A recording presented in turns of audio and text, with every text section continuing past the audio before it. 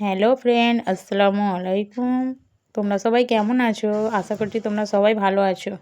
দিনটা ছিল সোমবার, আমরা তিনজনেই রোজা করেছিলাম। তাই বাজারে চলে গেলাম, আমি গিয়ে কিছু ফল নিয়ে এলাম। আজকে ইফতারিতে কি কি ফল নিয়ে এলাম তাই তোমাদের সঙ্গে একটু শেয়ার করলাম। আর মেয়ে আবদার করেছিল মেহেন্দি, তাই ও দুটো মেহেন্দিও এনে দিলাম। তারপরে একটু মাছও এনেছিলাম। তারপরে দুপুর হয়ে গেল। তারপরে দুপুরে তো জানো তোমরা যে জোহরের নামাজ আছে, আমরা নামাজটা পড়ে একটু কোরআন পড়তে বসে গেলাম। তারপরে একটু তাসবিটাও পড়ে নিলাম।